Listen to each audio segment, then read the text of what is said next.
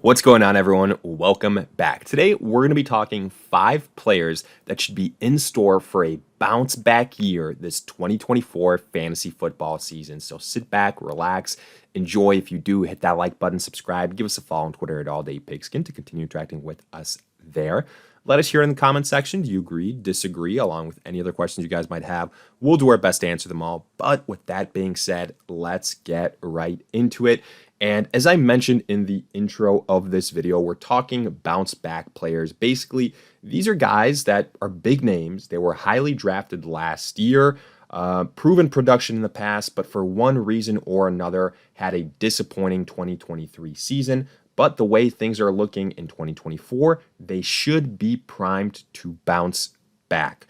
Now, the list you see here is based on current PPR, full PPR ADPs via fantasypros as of early June, but that's really all you need to know. So let's get right into it. And without further ado, the first name on our list is one Garrett Wilson of the New York Jets. Look, this shouldn't come to you as a shocker.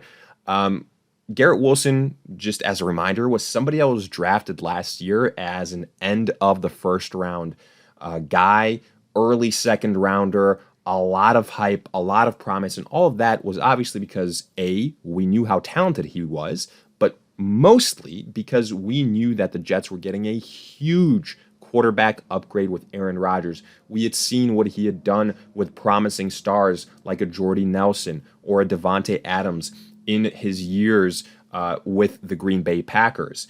And unfortunately, we had that opportunity of a Garrett Wilson breakout season ripped away from us as early as, well, humanly possible, basically, because in the first series of the season, not to bring up any nightmares for all those Jets fans out there, but Aaron Rodgers obviously goes down with an Achilles, and then it was kind of the Zach Wilson show for the remainder of the year. And to no fault of his own, again, Garrett Wilson did the best that he could. But if we're talking stats, he finished 2023 outside of the top 25 wide receivers. Again, he played all year. He wasn't injured, but there's only so much you could do when you have a severely underperforming quarterback. In fact, he only had one game in full PPR scoring over 20 points. And that was barely over. I believe it was 20.1 fantasy points. Otherwise, not a single game over 20 fantasy points, which for somebody of his caliber and where you drafted him last year, obviously that is not the hope you went into the year with. But again, it wasn't his fault.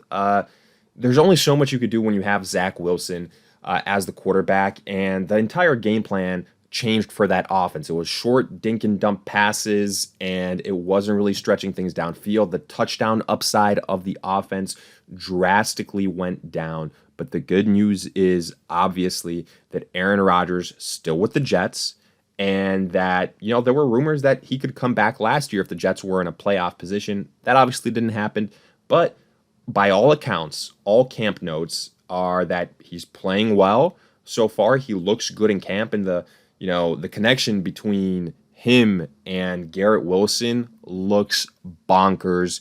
And I really do think, honestly, with a quarterback like Aaron Rodgers, who, honestly, if you want, you can also throw on this list. But for me, I don't want to throw Aaron Rodgers on the list because he basically didn't play at all last year. So, okay, just saying somebody that was injured for the entire year is going to bounce back is pretty obvious, right? But with a healthy Aaron Rodgers, Garrett Wilson, right now, who's being drafted probably at the end of the first round, early second round, is going to have, simply put, the best year of his career. And it's no wonder, it's not a mistake that so many people have him ranked as a first rounder. So many people are calling him a breakout. Basically, what we should expect is that breakout season that we were banking on last year just to be a year delayed. And I think he's going to bounce back from that performance that had him finishes outside top 25 wide receiver in full PPR scoring. And it's going to be much closer to a top 5 wide receiver. And, you know, when we're talking about the draft price of an end of the first round guy, early second round, I'm willing to pay that. The talent is there.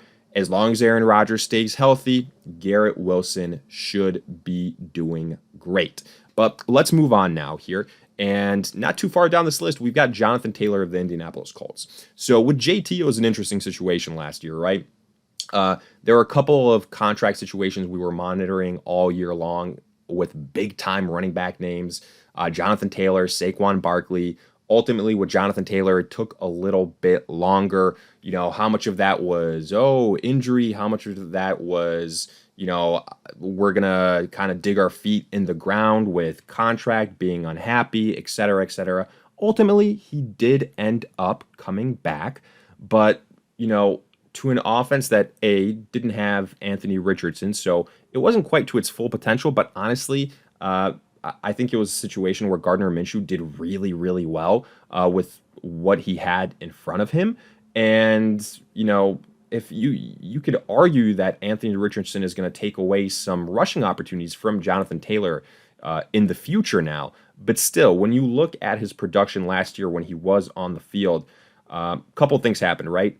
He missed some time because of those issues at the start of the year. Then he was outplayed by Zach Moss. The usage wasn't quite what we were expecting. In fact, in terms of PPR scoring, again, Zach Moss had a higher finish than Jonathan Taylor.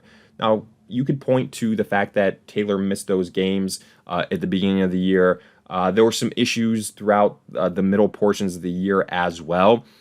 Small things, right? So a couple things. Jonathan Taylor wasn't fully healthy, but he still played the majority of the season. He was losing work to Zach Moss, whether that was by design or just by circumstance, riding the hot hand. But either way, Moss is no longer there. So Jonathan Taylor is at the head of the table. And there were still times where we saw the huge upside of Jonathan Taylor. He was putting up those 20-plus point performances. So with a staff now that offensively is loaded, Anthony Richardson, hopefully healthy. Sure, he's going to take away some of the rushing upside of Jonathan Taylor away. But again, similar to a Garrett Wilson, Jonathan Taylor, there's very good reason why this guy is still ranked as a top 12 player. In fact, a lot of people have him ranked ahead of a Jahmyr Gibbs, ahead of a Saquon Barkley. And I think that Jonathan Taylor is right on the cutoff of that, tier 2, tier 3 group of running backs, depending on how you have them ranked. Maybe you have McCaffrey in his own tier, then it's Brees, then it's Bijan, and then in that next group, it's like Taylor, Gibbs, Barkley. But either way, I think that Jonathan Taylor now as the head guy, now with those contract issues behind him, now that he's going to hopefully be a little bit healthier and that offense is going to be, more potent, Jonathan Taylor should return to form and become a dominant fantasy running back like we have seen in years prior. And again, that's why you are seeing him be drafted at the end of the first round or early second round. And I do believe that is well deserved. But now let's move on to the number 3 name on our list. And here we got to do a little bit more scrolling when it comes to the rankings, because the next name on our list is Cooper Kupp of the LA Rams. And Cooper Kupp, unfortunately, right, last year he starts with an injury, didn't miss again, 4 or 5 games, but then he returns. However, what had happened was that Puka Nacua, the rookie wide receiver, had broken out in a huge way. He'd kind of become the primary guy. And I think it was also still clear to see that Cooper Kupp wasn't 100%. So he couldn't quite be utilized in the same fashion. And he wasn't just being force-fed the football every single time, no matter what, because Puka proved that he could be, that alpha wide receiver, as evident by his, rookie year where he set the wide receiver record for a rookie. Yeah, Puka Nacua is still there. He's the shiny new toy. He's a end of the first round selection, but honestly, I don't think Cooper Kupp is that far behind. I think Cooper Kupp is going to be, worst case scenario, the 1B to the 1A of Puka Nacua. And if we're talking about value, Puka at the end of the first or early second round, Cooper Kupp, where you can get him in, again, depending on the size of your leagues, like end of the third, fourth round, I would much rather go with that value. Like Cooper Kupp is not just dead. He is a huge part of this offense. We saw it last year in some of the games that he returned. He still put up 20 plus points fantasy wise numerous times. So Cooper Kupp is still a favorite target of Matthew Stafford. And when comparing draft capital, I think that it's going to be a situation where Cooper Kupp is the much, much smarter buy of this offense. In fact, I would not be shocked one bit if when the season ends, Cooper Kupp has just as good of a season production-wise as Puka Nacua, if not better. Because again, a lot of the reasons why Puka was able to get it going is because there was nobody else in that wide receiver room. And, that report had kind of been established. But, I mean, we also can't deny that once Cooper Kupp returned, Puka's numbers also did start to go down. So, there is that aspect to it. Puka Nacua isn't now just all of a sudden going to have still 30-plus fantasy points every single week. Cooper Kupp will get his. I think we're kind of getting back into the situation of, back in the heydays of a Cooper Kupp and a Robert Woods. You could argue who has what role, but either way, I think it's a better scenario, better duo of that one now here in 2024. I still think Cooper Kupp is capable of being an elite fantasy wide receiver. I am taking the discount while I can get it. And again, if you can draft him as a wide receiver 2 or a flex play while he has wide receiver 1 upside, I will take that gladly. And I think he returns to form again, as long as he stays healthy, to a wide receiver 1 for fantasy football purposes. And we've seen that this offense can sustain, with Matthew Stafford under center, multiple fantasy relevant wide receivers. But let's move on now here. And granted, we have to do a little bit more scrolling to get to the next name on our list. And that next name here is one Diontae Johnson, now of the Carolina Panthers, formerly of the Pittsburgh Steelers last year. And, here with Diontae Johnson, there were a couple things. So he gets banged up early on in the season. Then, obviously, when he does return, you have got the god-awful Kenny Pickett at quarterback. And, even somebody like a George Pickens, who was kind of getting all the targets while Diontae Johnson was out, still, had a decent amount of bad games with Kenny Pickett under center. There's a good reason why so many people now are saying without Kenny Pickett, George Pickens is automatically going to have a better year. And I think that also holds for Diontae Johnson. Now, I get it. A lot of people are going to say, well, he's with the Carolina Panthers. They were the worst team in all of football. Bryce Young was extremely disappointing. Yes, all those things are true. But you look at it, Carolina last year was still able to sustain, at least for the first half of the season, a wide receiver 1 in Adam Thielen. Now, Adam Thielen is still there, but he's another year older. And Diontae Johnson was added for a reason. He is going to be the number 1 wide receiver for the Panthers. I think he is going to be the best friend of Bryce Young. And for those worried that Bryce Young, isn't the solution in Carolina, that could very well be the case. But what we do know is he's, in my opinion, much better than Kenny Pickett. This Panthers team, one of the big issues that they had last year is the quarterback had 0 time. That offensive line was god-awful. So what did they do in free agency? They spent a ton of money on that offensive line, specifically upgrading the guard positions. And I do think that will help.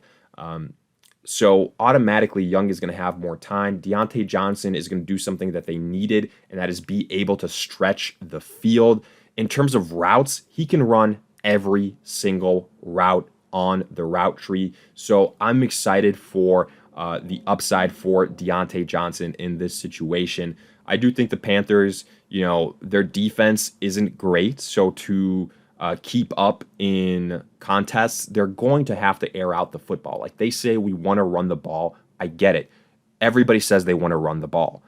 You want to run the ball until you're down 20-0. And at that point, you start throwing the football. And Diontae Johnson will be the number one wide receiver for the Carolina Panthers. He's a guy that, rankings-wise, he's moving up.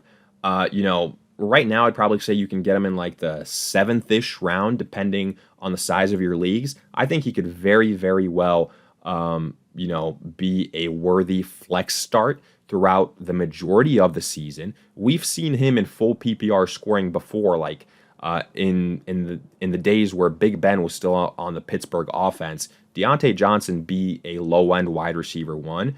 I think he can do it again, and it's going to be a lot of help not only for Bryce Young to have him there, but it'll also be a lot of help for Diontae Johnson to get away from Kenny Pickett. I am excited for him. Right now, he is an absolute late-round steal and should bounce back to previous Diontae Johnson production. But let's get to the last name on our list here, and that is, maybe a lot of people are sick of hearing this name, Kyle Pitts of the Atlanta Falcons. So with Kyle Pitts, it is a roller coaster ride, right? Because when he entered the league, he was all the talk. He was the next great tight end.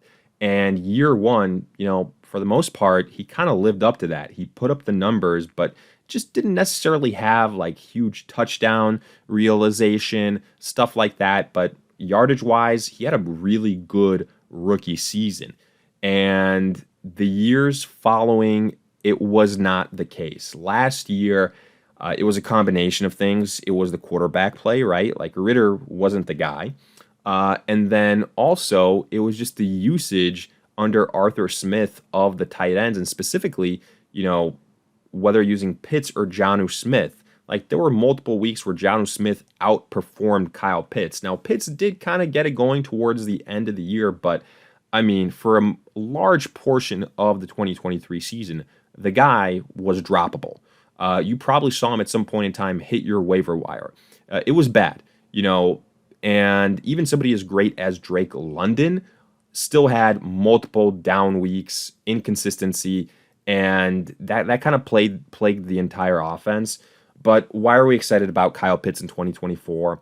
It all starts at the quarterback position, and it all starts with Kirk Cousins. The Falcons paid him a boatload of money, and I expect that he will be ready for the start of the season. Now, yes, they drafted Penix in the first round of the 2024 NFL draft, but if anything, that just gives you an insurance policy that, okay, let's say they don't want to rush Kirk Cousins back for the first couple of games of the year, like 3-4 weeks. Penix is there. He can still run this offense, and he's a huge upgrade over Ritter. And then once Kirk Cousins does return, or if we're presuming that he doesn't kick off the year as the starter, then we've seen what Kirk Cousins can do. Okay, he might not be a real-life top 10 quarterback in the NFL, but when it comes to fantasy football, the guy is a very friendly fantasy quarterback. We saw what he did with somebody like a Justin Jefferson at the tight end position with TJ Hawkinson, what he was doing with a Jordan Addison. And I think that here on this offense, like you've got Drake London. Then as far as other pass catchers are concerned, after London, I think it's Kyle Pitts next on that pecking order. And the biggest thing, being freed of Arthur Smith offensively, I think that's going to open things up a bunch for Pitts. He's a huge mismatch at the tight end position, especially if a linebacker has to cover him. So Kirk Cousins will be able to air out the football, get it to him. Yes, Bijan Robinson will also be involved, but we've seen a Kirk Cousins-led offense be able to have multiple fantasy-relevant weapons across the board, whether it's, somebody like a Dalvin Cook back in his heyday, but also a Justin Jefferson, and then some other pieces as well. So I think that's what we're going to see here with Kyle Pitts. He is going pretty late in drafts, again, probably in that 7th, 8th round range. Too many people have been burnt by him, so it's kind of a combination of recency bias and then just him never reaching that potential. But I will say, I think this is the year. If it doesn't happen this year, it will never happen. He is the top guy for the Falcons at that position, and I think we're going to see kind of what we have all waited for with him in 2024 due to the addition of Kirk Cousins. But with that, we wrap up our look at these 5 bounce back candidates for the 2024 fantasy football season. As always, if you guys enjoyed, hit that like button, subscribe, give us a follow on Twitter at alldaypigskin to continue interacting with us there. Let us hear it in the comment section. Do you agree, disagree? What other names would you put on this list? We're probably going to take another look at this exercise later on in the year. Any other questions you guys might have, let us hear it. We'll do our best to answer them all. But in the meantime, we'll see you guys in future videos.